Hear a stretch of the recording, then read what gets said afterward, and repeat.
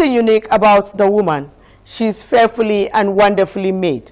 And it said, he who finds her obtain favor. Wow. She can best be described as a golden thread that holds the universe together. Hence the need to catch her young, guide her, identify her potentials. Today, we are looking at the girl child and the impact of technology or the impact of social media. But first of all, do you know that your girl is special? You must understand what makes your daughter unique. This is because every woman has the capacity to become everything she is designed to be.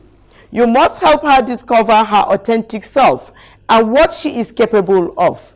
Today, I have someone who has literally played vital roles in the lives of many young ladies and will be giving us some methods on how to help shape the life of the girl. She is Lois Tofumi Amele, a certified sexual and gender-based mental health advocate. Stay tuned as you enjoy this segment.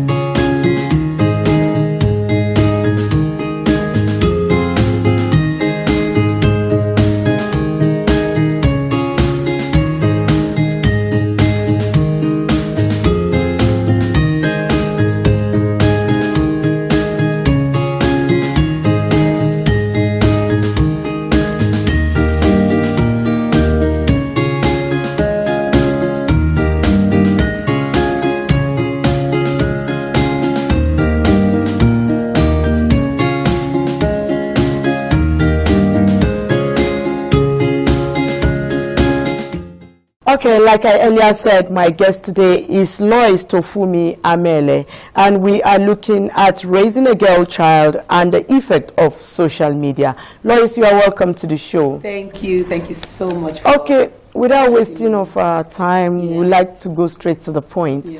Like I said, we are looking at raising a girl child and the effect of social media, which you know that the social media has impacted us both negatively and positively. So we would just want to help ourselves and help the young girls, our upcoming girls, on how to go about some things they find in social media and conduct and everything that has to do with the girl child before she becomes a woman and becomes a problem in the society. Fortunately, the women are not a problem in the society. Rather, they are a solution solver. So what are the most important values and skills that parents and guardians should focus on instilling in a young girl today? Okay, so I would say that a girl child is a wonderful being, and she's unique, she's beautiful, she's amazing, because I think it starts from there. A lot of people have this low self-esteem, and because of that you get to see a lot of these things on social media, and because you see these things on social media you're like, oh, I'm not beautiful like that lady on social media, I don't have what this lady have, I'm not this way, I'm not that way. That comparison is actually a problem. And I feel that parents are supposed to be role models for children, because it's very, very important for them to see you and be like, oh, my mom is this, and these are the principles that she has given us when she was, you know, while she was talking to us, and from there we can grow, we can build, and we can be productive. But looking at social media and we're like, oh, see the parent of this person is allowing this person to do this, see the parent of this person is allowing, so that comparison is actually the issue. And that's why a lot of people are misinformed, because there are a lot of disinformation and even malinformation on social media these days. And once we see some of those things, you know that majority of them are fake, and we look at them and we say they are fake life. But some people don't want to accept that they are fake lives. And I would not say some people don't want to accept, because some of these girls are young and they have young minds, so they don't know that some of these things are not actually existing. But because they just look at it and they're like, oh, this is beautiful to have, this is, then they begin to apply pressure on themselves and their parents. They want them to, you know, buy these things for me. And I would look at talk to the parents too, and I'll say, okay, so your child is asking you to buy these things because they saw it on social media, and you are also buying it for them because you feel that, oh, it is important for them, but they should just leave you alone. At the end of the day, when they now become menace in the society, you are now like, oh, the child, I trained the child, but the child just, I don't know where this child learns it from, because I think that's the word that they always like to use. I don't know, and my parents trained me well and I became this, but I don't know where this child learns it from. But a lot of these children are prone to listening to social media, TikTok, and a whole lot of things these days. You get to see some children and you're wondering, how did this happen? Where, see the case of the girl that a nude video came out. Yeah. The school, I can't remember the name of the school, and the new picture came out, the new video came out, and it was all over the social media. And I'm just wondering, who was the person doing the video, and why? What is the intent of you doing that video? Somebody must be doing the video. Exactly. To post it on social media so that you can get followings and all of that. So the problem is not just what we are saying now. The problem is a lot, because it starts with the child's mental health. Now, having this phone and all of that, the distraction, the addiction is what a lot of people don't talk about. Even for adults, once you are not with your phone for some minutes, you begin to see that something is missing. You begin to check your phone, you begin to check your body, something is missing, and you are wondering what's happening. See what's happening in Australia. I think they banned social media for 16-year-old, and people are like, this and that. It's a forum for them to learn. I know that we learn a lot of things from social media. From YouTube, you can pick up some things, you can learn, but there are a whole lot of other negative effects that are happening to the young ones these days. And there are some countries where they regulate some of these things, that there are some things that you don't see on social media in some countries. But in Nigeria, I think people just go on social media, the things that adults are viewing on social media are the same things that children are viewing on social media, and I think that is a very big issue.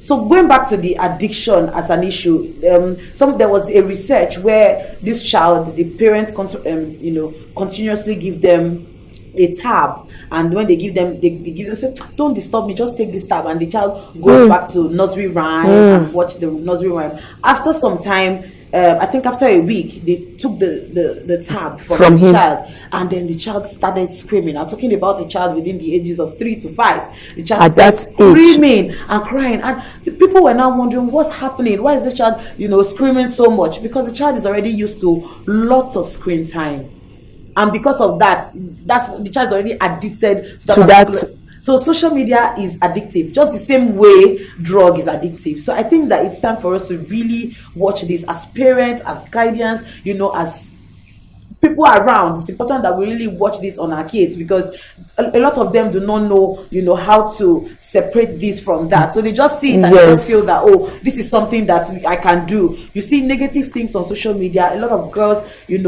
dressing scantily because they saw it on social media. So they can't dress scantily going out, but they can dress scantily and come on social media. So that's basically the same thing. It's an issue, and I feel that we need to deal with it from the root. If Australia is doing that, I feel that Nigeria can do it. Yeah. And that brings me to my second question. How can we encourage young girls to break free from gender stereotype that may limit their potentials, especially in the traditional communities? So breaking stereotype is actually an issue.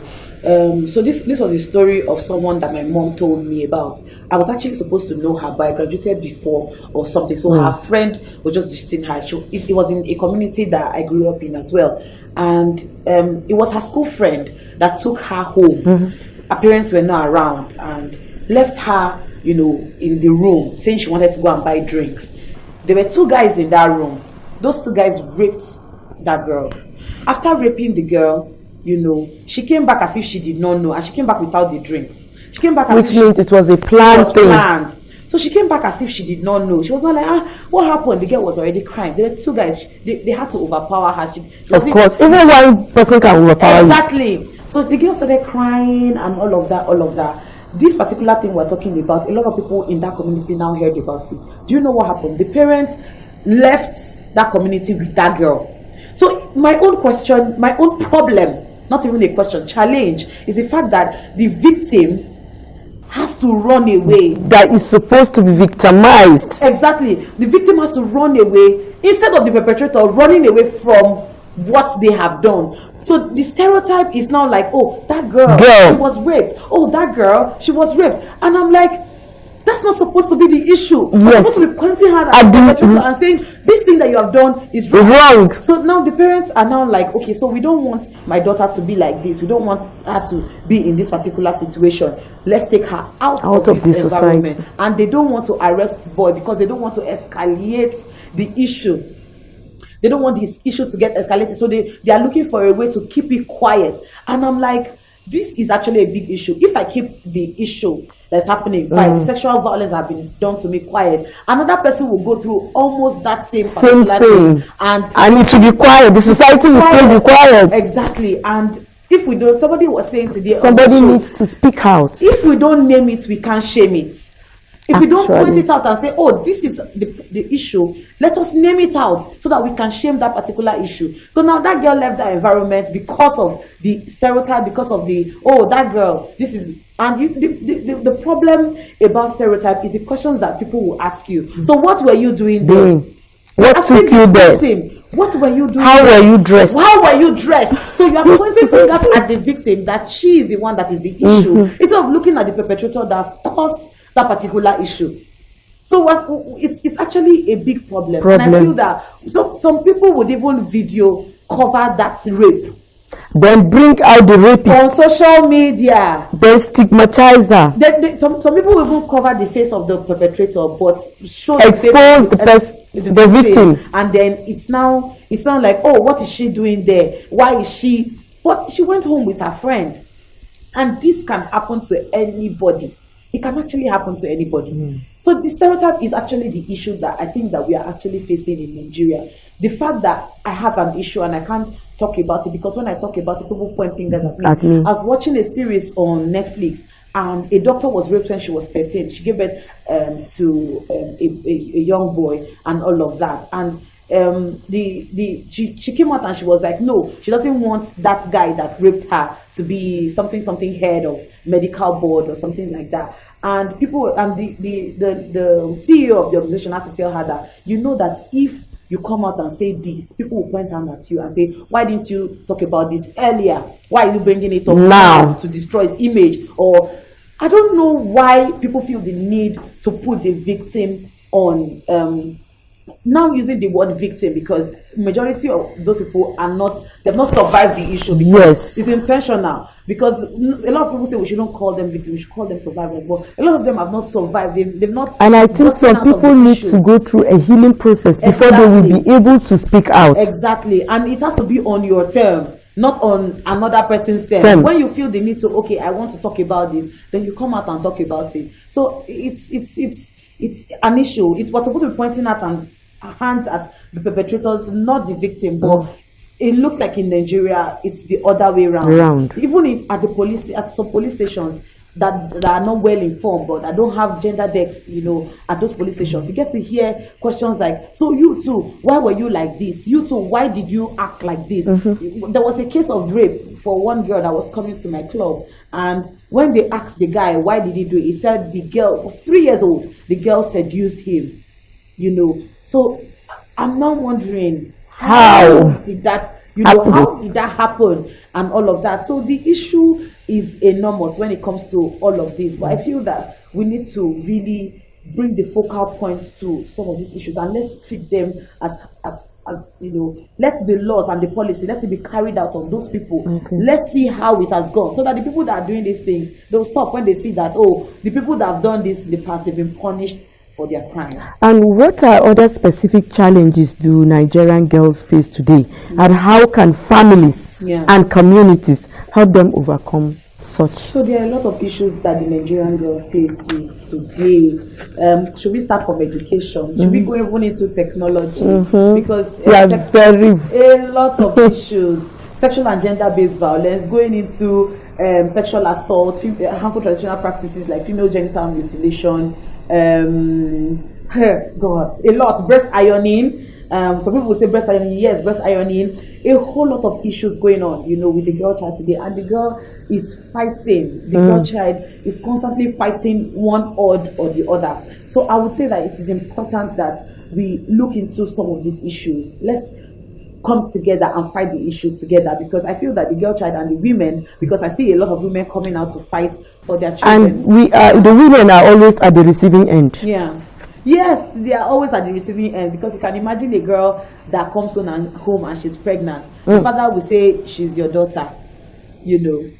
She's now my daughter. She's now your daughter because she's pregnant. So we see a lot of these issues, and it's frightening what is going on, because for some communities that are going through breast ironing, when you look into this situation and you dig down into it, you get to see that in those communities there is domestic violence.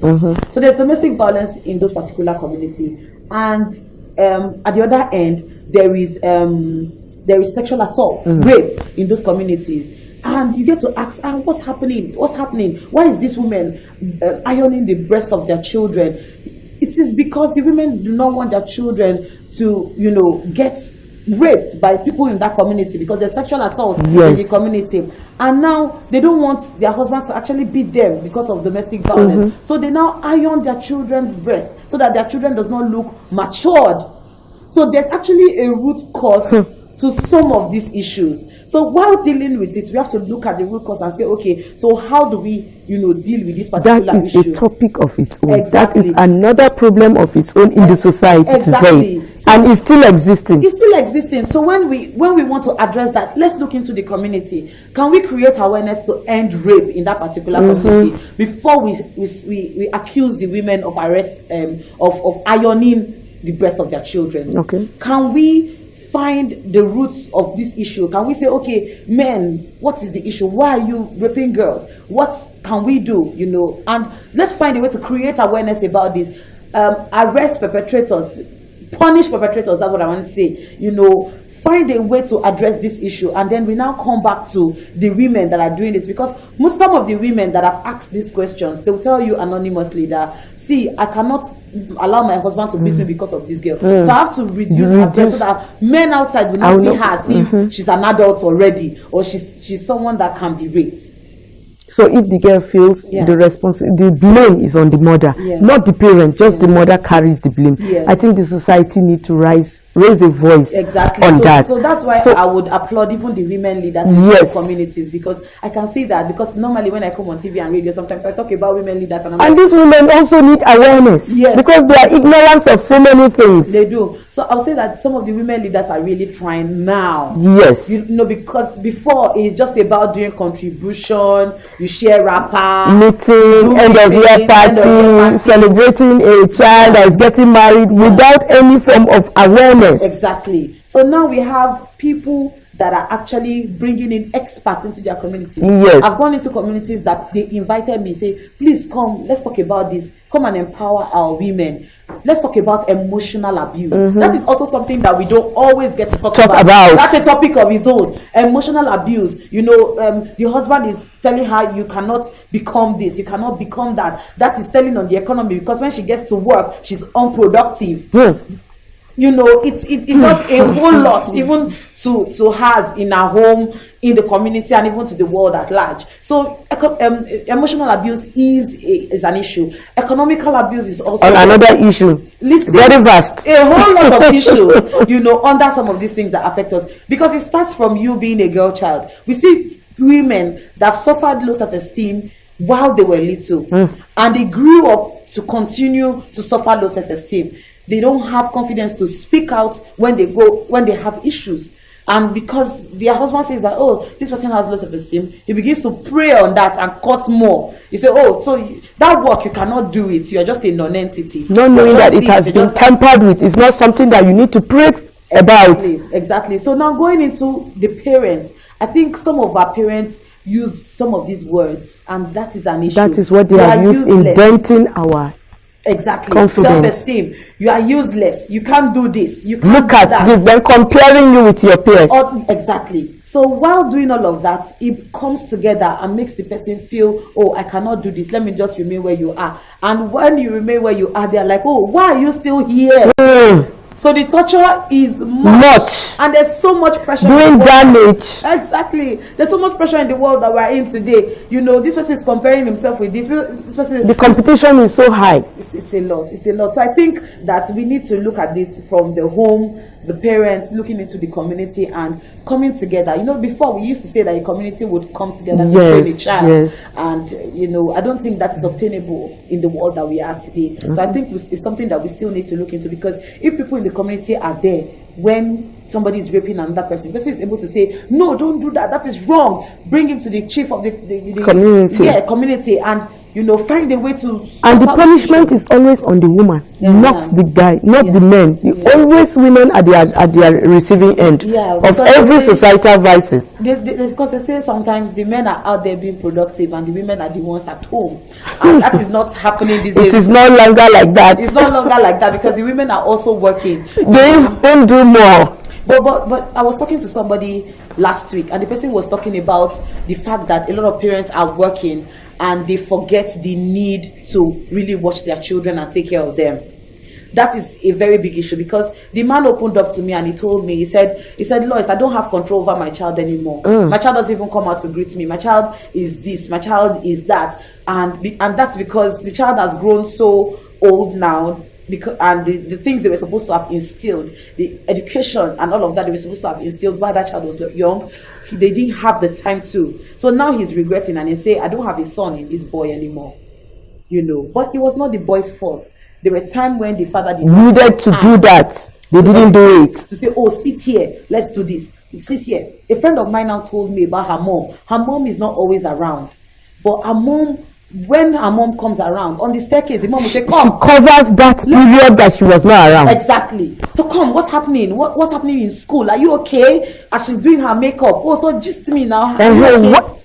But we don't get to see a lot of fathers' input. And we give them the opportunity to speak, not being hard on them all the time. And now let's look at the positive side of this social media. What are some ways that technology or social media can positively influence the lives of young girls, particularly in terms of education and self-expression? That's what we are just talking about. So how can social media now help us, the girl child, in terms of self-expression? Okay, so there were a lot of programs during the summer where we got to see online classes of you know, ladies that are modeling for other ladies to see. And you know, and it helps to groom a lot of ladies, and that helped a lot. So social media technology is very, very good. YouTube is teaching a lot of girls how to cook these days, how to make outfits, how to do a whole lot of things. So those are the positive effects, you know, of social media. You get to learn, you get to model after, you know, the right set of people and all of that. But, you know, when it goes to the negative effects, it's actually a lot. You know, so we're looking at situations where we can amplify some of these positive effects, you know, train your children, give them low screening time, you know, that can help a lot. Let them not always be on their Kindle or their, you know, tabs all the time, you know, that could help.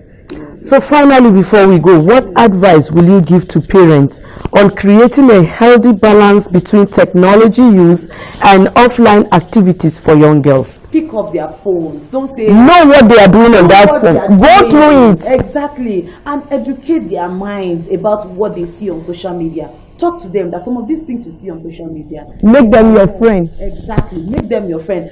There are some social media apps that they're not supposed to be on, like Instagram. Check the apps. Due to the go through. But somebody was saying last week that there's this app that children are on these days. That once the child is off the app, the app disappears on the phone. In fact, a mother was saying this. They are so fast. They are wise and they are fast. So I think it gets to that. It goes back to that friendship thing you talked about earlier. Make them your friend. Help them to understand some of the negative effects. Because I think some of them do not, some of our parents are not expressive enough.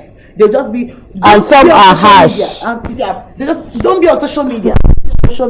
But there are a lot of things that you need to explain to them that, oh, this and this is wrong about, you know, being on social media, and you can use it positively. Thank you, Lois. With Lois Tofumi Anele, we can go on and on and on. But I promise you, she's going to come back. Of course. On this note, we shall be wrapping today's edition of the program. Don't forget to stay tuned same time next week, or log onto our YouTube channel, Feminine Affairs with Juliet Dengiwa. Thanks for staying with us, and bye for now.